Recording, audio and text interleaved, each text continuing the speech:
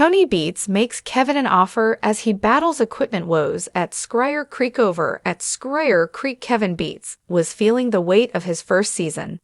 As a mind boss, his expectations had been high at the start of the season, but in 9 weeks and he had yet to mine a single ounce of gold. The rookie and boss had hoped that by this point in the season, they would already be sowing paid dirt and seeing results. Instead, he found himself battling equipment failures and frustrating delays that were putting his entire operation at risk. Kevin had set his sights on a new pay zone known as the Lakes Cut, where he hoped to find a rich deposit of gold.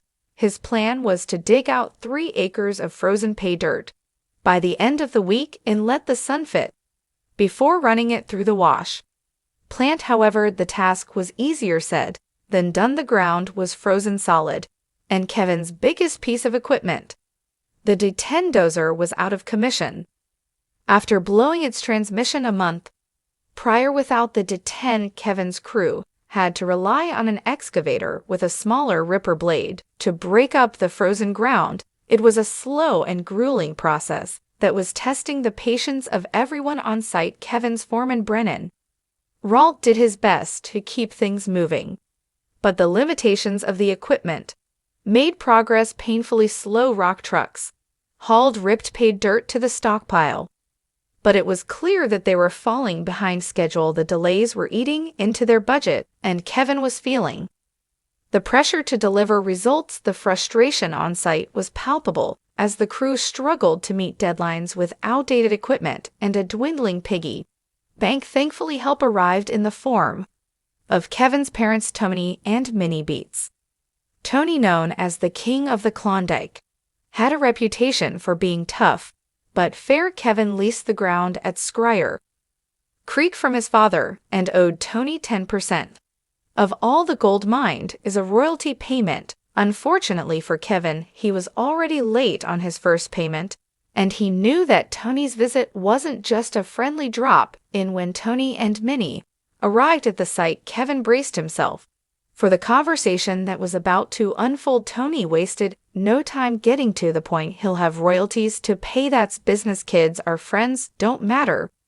You've got to pay, Tony said, making it clear that he expected Kevin to hold up his end of the deal. Tony and Minnie approached Kevin, who greeted them with a mix of relief and apprehension. Hey Kevin, do you copy? Tony asked over the radio. Kevin responded, and soon the family was standing face to face at the mining site. We've been better, Kevin admitted. When asked about the current situation, we're spending a lot of money day by day, and our piggy bank is dwindling. Hopefully we get some gold coming in pretty quick. Tony pressed further, wanting to know what was holding them back. Kevin explained that the D10 dozer was still down, and that they were in desperate need of a large machine to rip through the frozen ground. We're in desperate need of a dozer, Kevin said, recognizing the severity of the situation. Tony made an offer that would change the course of Kevin's season. All I've got is the D11, Tony said, referring to his massive 4,115-ton dozer. The D11 was one of the most powerful machines in the Klondike, capable of ripping through even the hardest ground with ease. You can borrow the D11 for a couple of days, Tony offered, but make sure it's only Brennan running it. I don't want anyone else on that machine. Kevin was visibly relieved. The loan of the D11 would supercharge their efforts to dig out the Lakes Cut, get the operation back on track. We really appreciate it, thank you, Kevin said, grateful for his father's support. As Tony and Minnie prepared to leave, the mood lightened. Tony, ever the businessman, reminded Kevin of the importance of hitting his targets. Maybe next time we show up, they'll have some gold, Tony said with a grin. Minnie, always quick with a joke, suggested adjusting the scales to take a bigger cut. How about we make that 10% into 15%? She teased. Tony chuckled and responded, I wouldn't do that to my own kid. Then with a mischievous smile, he added, well, maybe I would. Minnie laughed and replied, that's why I'm in charge of that part.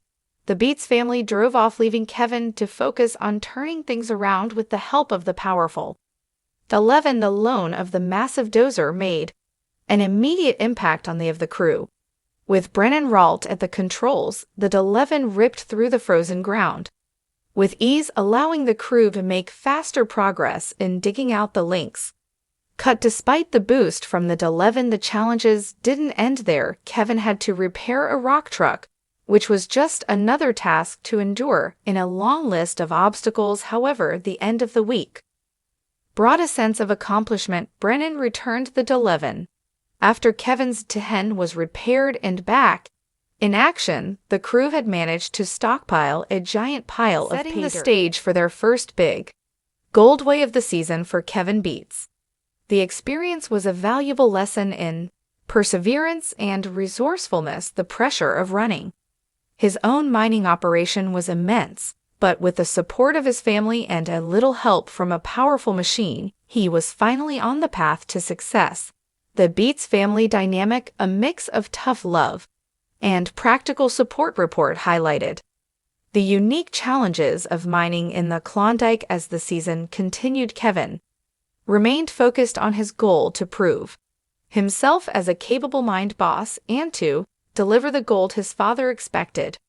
With the D10 back in action and a pile of paid dirt ready to be sled, Kevin was ready to turn things around. The story of Kevin Beets at Scryer Creek was one of determination, family ties, and the relentless pursuit of gold in one of the harshest environments on Earth. Tony Beets' decision to assist his son Kevin at Scryer Creek showcases a layered dynamic between family support and tough love. Despite appearing to prioritize business interests, Tony's actions suggest a deeper desire to help his son succeed on his own terms. The narrative surrounding Tony's assistance highlights his belief in hard work and independence, but it also reveals a father who at the end of the day is willing to offer support, just not in a way that makes things too easy. Earlier in the season, Kevin faced a major setback when his D10 dozer broke down, halting his mining progress. Frustrated and desperate, Kevin sought help from his father, only to be turned down. Tony's refusal then wasn't out of cold-heartedness, but rather a deliberate choice to teach Kevin resilience. Tony wanted Kevin to find solutions on his own, believing that overcoming challenges independently would make him a stronger mind boss. However, as the season progressed, Tony couldn't ignore Kevin's mounting struggles and the pressure of being late on royalty payments. This time, Tony approached Kevin proactively, offering a solution that would help without undermining the lessons he wanted to impart. Tony's offer to lend his massive D11 dozer of $4 million machine was framed as a practical move to ensure royalties would start coming in, but beneath that business rationale was a father's instinct to help his son in a way that wouldn't compromise Kevin's growth as a leader. Tony didn't just hand over the solution on a silver platter. He made it clear that the D11 loan came with conditions. Only Brennan Ralt, Kevin's trusted foreman, was allowed to operate the machine. This stipulation wasn't just about protecting expensive equipment. It was about reinforcing the idea that success requires the right team and responsible leadership. By framing his assistance as a business decision, Tony allowed Kevin to maintain his pride and authority as a mind boss. The last thing Tony wanted was for Kevin to feel like he was being rescued or bailed out. Instead, the offer was positioned as a mutually beneficial arrangement. Kevin would get the equipment he desperately needed, and Tony would see progress toward his royalty payments. This balance allowed Tony to support his son without undermining his independence. Tony's approach reflects his own experiences as a self-made mining legend. He knows that the Clown D is unforgiving and that success comes only to those who are willing to endure hardship and persevere. By lending the D11, Tony gave Kevin the tools to overcome a significant obstacle, but he left the execution and responsibility in Kevin's hands. It was a way of saying, I'm here to support you, but you have to do the work. Kevin's response to his father's help also shows that he understood the underlying message he expressed, gratitude for the $11 loan, but didn't view it as a free pass to success. Instead, he recognized it as an opportunity to turn things around and prove himself. With the D11 in operation and his D10 repaired, Kevin managed to stockpile a significant amount of pay dirt, setting himself up for a potential breakthrough in his first season as a mind boss. Tommy's decision to help Kevin is a testament to his dual roles as a father and a businessman. While he wants Kevin to succeed and is willing to offer support, he also wants his son to earn that success through hard work and determination. It's a delicate balance of tough love and practical assistance, a balance that Tony believes will ultimately make Kevin a better miner and leader in the end. Tony's actions